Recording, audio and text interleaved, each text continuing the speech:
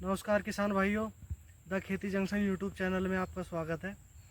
आज की हम इस वीडियो में बात करेंगे गन्ने में कैल्शियम खाद के बारे में कि गन्ने में कैल्शियम खाद का क्या महत्व है, क्या इसके फ़ायदे हैं, क्या लक्षण दिखाई दे जो हमें यूज करें और कौन सी खाद यूज करें जिससे कि हमें कैल्शियम प्राप्त हो। तो सबसे पहले तो ये है कि कैल्शियम हमें किस खाद से मिलता है। मुख्यतः बाज़ार में हमें कैल्शियम नाइट्रेट नामक युक्त खाद से मिलता है, जिसमें कि कैल्शियम होता है और नाइट्रोजन होती है, जो कि नाइट्रेट फॉर्म में उपलब्ध होती है।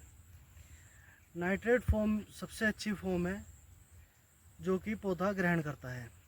अगर आप यूरिया भी यूज करें तो उसमें भी पहले यूरिया से एमाइड, फिर अमोनियम, फिर जाके नाइट्रो में मिलता है पौधे को नाइट्रोजन। तो इसलिए कैल्शियम नाइट्रेट में नाइट्रोजन जो है वो नाइट्रेट फॉर्म में है, जिससे पौधे को बहुत अच्छी सुलभता रहती है ग्रहण करने में। तो इसमें कैल्शियम नाइट्रेट खाद में 18.5% कैल्शियम होता है और 15.5% नाइट्रोजन होता है।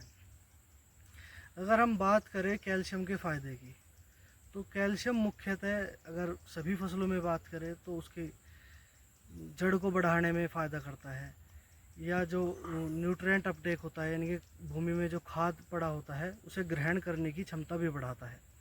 पर अगर हम स्पेशली गन्ने में इसकी बात करें तो गन्ने में ये सुक्रोज बढ़ाने में मदद करता है। सुक्रोज बढ़ने से गन्ने की मोटाई बढ़ती है और लंबाई बढ़ती है। और कैल्शियम की अगर हम बात करें तो ये सेल डिवीज़न में भी बहुत ज़्यादा सहायक होता है, जिससे कि सेल डिवीज़न होने के कारण गन्ने में पोरियों की संख्या बढ़ेगी और गन्ने की लंबाई बढ़ेगी। तो ये इसके गन्ने में फ़ायदे हैं, सुक्रोज बढ़ाने में और पोरिया बढ़ाने में। अगर हम इसकी बात करें कि किस समय खाद दी जाए जो इसका ज़्यादा फ़ायदा हो, तो गन्ने में इसकी खाद को हमें 90 से 100 दिन बाद, बुआई के 90 से 100 दिन बाद, जब गन्ने में 2 से 3 पोरिया बन जाए तो उस समय कैल्शियम नाइट्रेट खाद का प्रयोग करना चाहिए। कैल्शियम नाइट्रेट खाद का प्रयोग करते समय हमें यह सावधानी बरतनी चाहिए कि किन किन हमें फर्टिलाइज़र के साथ हम इसे मिला सकते हैं और किसके साथ नहीं मिला सकते, क्योंकि कुछ खाद ऐसे होते हैं जिनके साथ मिलाने से दोनों खाद खराब हो जाते हैं और उनकी पौधे में उपलब्धता बहुत कम रह जाती है।